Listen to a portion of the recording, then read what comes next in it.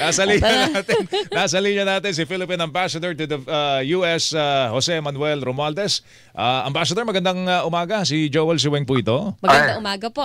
Hi, Joel. Magandang umaga, Joel Weng. Opo. Morning to you. Paliwanag naman po ito, Ambassador, tayo ba'y affected nitong bagong polisiyang ito ni US President Trump? Dahil tayo ay third world din, or mangingibabaw yung pagiging kaibigan natin ng Amerika dito? So far, 19 lang naman ang 19 countries, a number of 19 third world countries nakalista ng binigay sa amin na hindi tayo kasama doon, no. So I don't think we're included, and I don't think we will be included dahil, as I've always said, maganda naman ang ating relasyon dito sa Amerika at maganda yung ating image dito, yung mga Pilipinos. Konting-konti lang ang that we're ever involved in any kind of crime that happened. Wala tayong involvement sa anumang malalaking krimen, lalo na yung pangpupunteriya ng mga puti at saka yung mga pagnanakaw, yung pagkakaroon tayo ng terrorist record. Wala tayong ganun eh. Ang namumunteriya dyan, normally yung pinakahuli, Afghan yata, di ba, Ambassador? Yes, so yun ang talagang nagalit si President Trump at saka the Trump administration promised justice dyan dahil talagang dalawang young National Guard soldiers. Isa ay 20-year-old babae na kamamatay lang actually the other day. Thanksgiving Day pa namatay. So yung isa is still struggling for his life. So siyempre ang galit ng tao dito sa Amerika sa mga ganyan, medyo malaki at dinidibdib nila ng gusto yan dahil ginagawa yung ganyan na krimen, hindi nila talaga ma-accept yan. Okay. Siguro, liwanagin lang natin. So, binigyan tayo ng listahan nung hindi naman sinabi pagka third world country sweeping na lahat ng third world countries pagbabawalan na, no? So, ito 19 po ang mga bansa na sinasabing kabilang po rito sa bagong directive na ito na hindi po tayo kasama, Ambassador. Yes, hindi tayo kasama dyan. Out of the 11 ASEAN countries, members of the ASEAN, isa lang ang kasama dyan, yung Laos. Laos is the only country. Yes. Bakit po napasama yung 19 na yung sa listahan, Ambassador? Well, marami dyan. Most of them are, supposedly maraming mga terorista. Yung nilabel nilang terrorist, that are terrorist inclined or something like that. Afghanistan, Sierra Leone, Lebanon, and some other countries na hindi ko na maalala lahat. Pero there are 19 of them that have been listed. Meron din bang dyan yung lahi o bansa na involve yung mamamayan sa mga hate crimes po dyan sa Amerika? Kasi tayo naman Pilipino, tayo yung victim ng hate crime hindi ba? Absolutely. Yes. Tayo naman nabibiktima ng hate crime. Pero as I said nga, yung ating relation dito sa Amerika is medyo maganda nga ang relation natin. At lagi kaming nakikipag-usap sa Homeland Security, ang ating mga consul generals, lagi sila nagko-coordinate sa kanila. At lagi nating sinasabi sa ating mga kababayan, pag talagang may problema na yung kanilang visa, mag-voluntary departure na lang sila para wala ng record. That is what we're doing. Marami naman have heeded our advice. No? Since umupo si Trump, Ambassador, meron ba kayong talaan po dyan? Kung dumami ba yung mga nag-a-apply for migration sa Amerika na Pilipino o bumaba ba? Actually, sa tingin namin bumaba nga Maraming ang mga that were planning to apply to stay here in the United States, they've decided to leave na lang. Maraming mga estudyante rin na have decided to move to yung mga exchange students, they've decided to go to other countries instead of coming to the United States. Siyempre, sila yung nangangamba dyan sa bagong policy ng US government.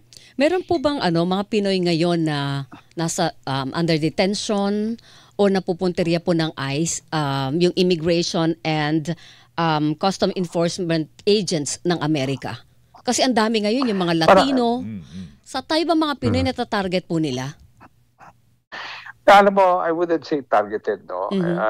Yung talagang lang yan pag meron silang natagpuan na Pilipino na illegal, diyan pinapasok agad ng ICE. Tapos kung yung meron silang record of any kind of crime, maski na shoplifting, kinukuha rin ng ICE yan. Yan ang sinasabi namin nga, na it's better na mag voluntary departure na lang sila, kasi kung sila sa detention center, may process yan eh. Sometimes it will take months. Talagang buwan-buwan yan bago dumating yung processing para sa individual na yon, no?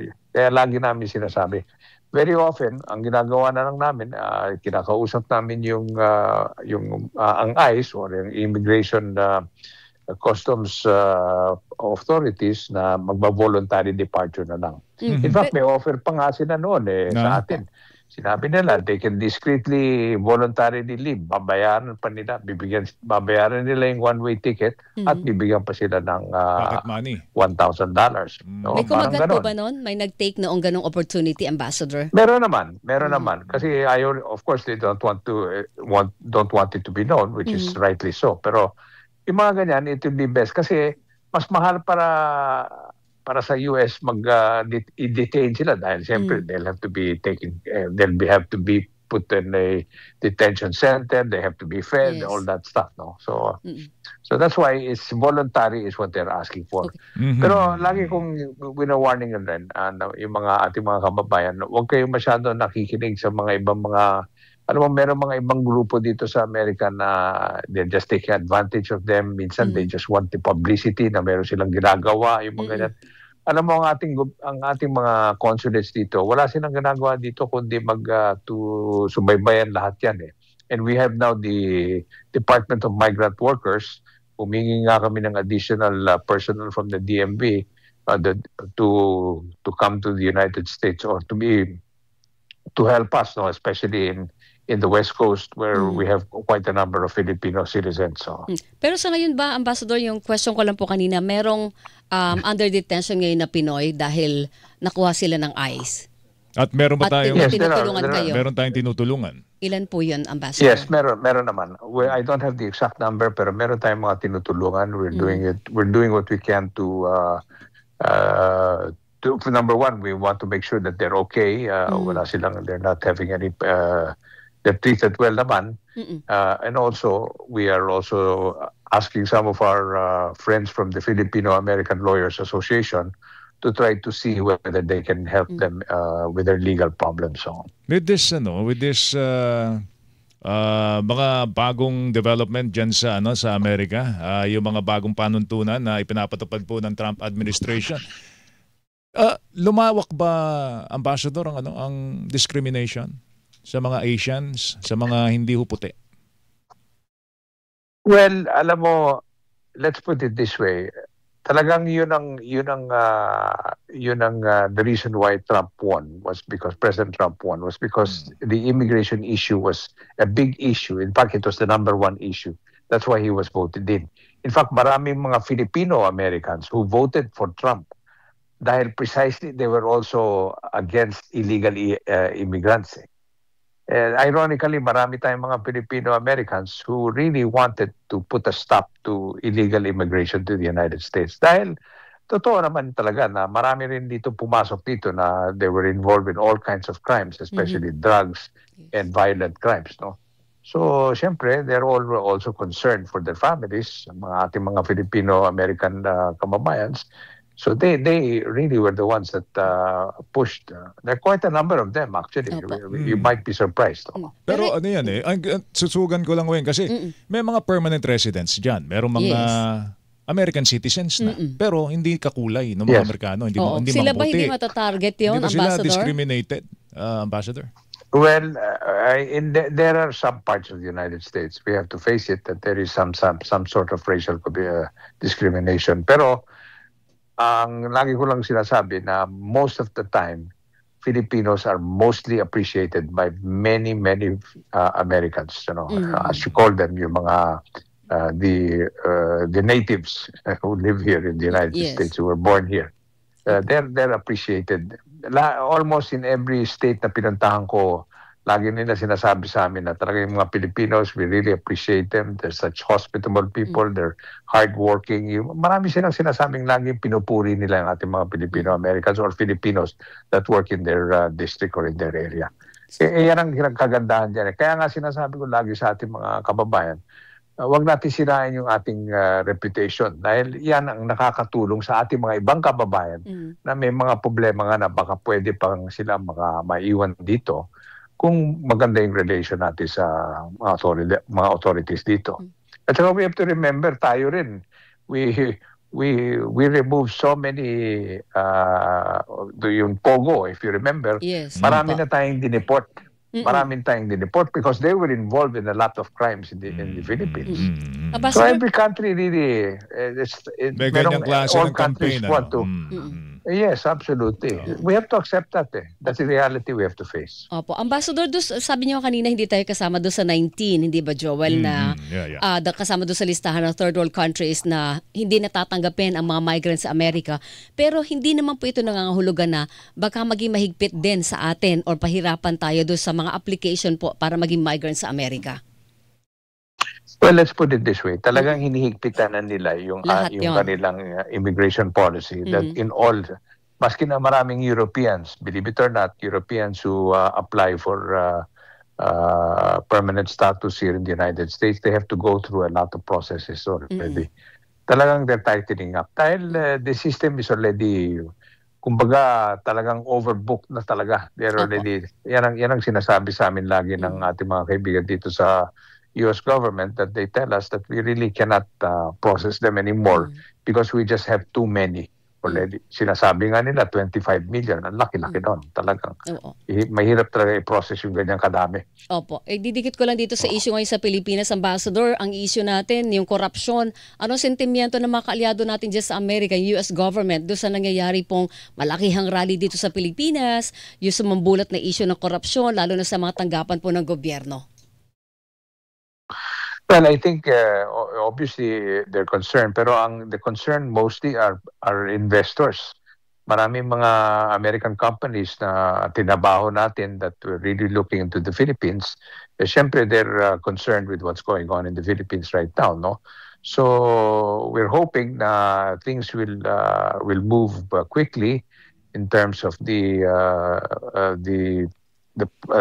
plans of the government to prosecute those that are guilty of this of the corruption issues that are being hurled against many of them. That's very important kasi alam mo, investor talagang lumalayo yan pag medyo corruption is number one sa kanila at saka uncertainty is definitely a big issue there. Pag hindi sila sigurado na maganda yung sitwasyon sa atin, talagang aatras sila. They're going to go to other countries. Maraming Asian countries that have offered, they can offer a lot of other things other than the Philippines. When you say concern, when you say, sorry Ambassador, when you say concern, ibig ba sabihin, papasok na sa atin, mag-i-invest na, tapos nalaman yung korupsyon. Matras na ulit. Ganun ba yun, Ambassador? Well, wala pa namang ganon. Meron yung mga nagtatanong lang sa atin dito na ano bang sitwasyon ngayon. Ang sinasabi namin, which is really what is happening, there is movement in that. Meron yung ating commission dyan, and at the same time, cases have been filed and all that. Of course, we're monitoring all of that. Monitor nila. They have people there that are also monitoring the situation with us. Pero it's not yet at that point na ayaw na nila, no? So I'm hoping na talagang itong mga cases nito will be resolved quickly and that justice will prevail. That's very important. Yung US government po, wala namang balak na normally pag meron silang hindi nagugustuhan sa nangyayari sa Pilipinas or policy ng government, nag-aatras sila ng aid hindi po ba? Or nag-hold off ng aid. Ngayon po walang ganong hakbang ang Trump administration na hindi muna magbigay ng tulong sa Pilipinas sa ibang parte ng mga programa nila sa Pilipinas dahil sa korupsyon, Ambassador? Hindi naman.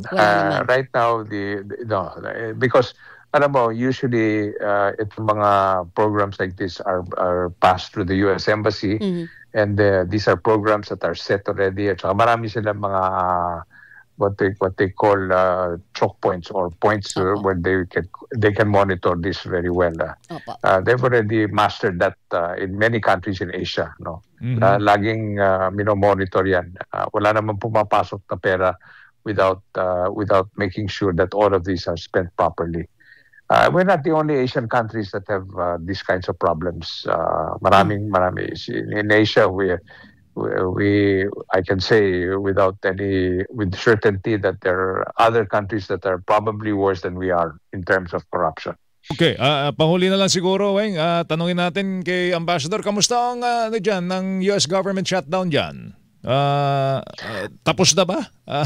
Tapos na. Tapos na, okay. Well, tapos na at kaya people were able to travel dahil yung kanilang mga air controllers, di ba? Yan ang biggest issue dito. Dahil it's a good thing na resolve nila yan dahil there are about 90 million people who traveled during the Thanksgiving. Malaking holiday yan dito sa Amerika.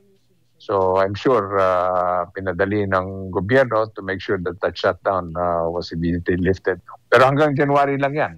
This is just they will still have to debate it once again. Kung yung mga hiningi ng both the parties, the Democrats and the Republicans, will have to come to terms. So. Ito lang recently, natanong na natin kay Ambassador to, bakit ba pinunta ng Embassy Acting Deputy Chief of Mission yung ICI po natin? Si Michael Kelleher ba yun? Oo.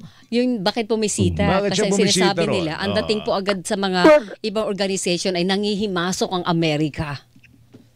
Well, actually, hindi naman. Alam mo, they are our closest ally and they really are concerned. Dahil, alam mo, meron tayong external security problem. So, siyempre, naninigurado lang ang ating mga kaibigan na that things are stabilized, stable in our country. It's important, no?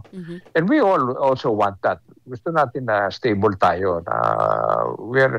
We have to follow the constitutional process. Whether it's defective or not, we have to accept the fact that we have to do that. Otherwise, sabi nga ng mga iba dyan, kung lagi na lang tayo magpapalit ng gobyerno every time there is a problem, talagang hindi na tayo babangon yan. So we just have to go and just keep on doing this until we can correct it. As I always said, alam mo, Singapore in the 1950s was a very corrupt country. You can look at the history of what happened there. Although they can say malita country, but still, si Prime Minister Lee Kuan Yew was able to correct that. And it's now a model for almost zero corruption in Singapore. Dahil two things, their system works. Those that are caught with corruption are severely punished. Pero binabayaran na mabuti yung government workers. All right. Ambassador, simple lang yan. Okay. Salamat po sa inyo. Thank you, Ambassador. Magandang umaga. Maraming salamat din. Thank you. Good evening. Thank you, Joey. Ambassador Joel. Thank you, Weng. Ambassador Jose Manuel Romualdez, mga kapuso. Ito, Weng, banggitin lang. Ito yung ang tawag nila dito ay mga bansa na naharap sa Green Card Review.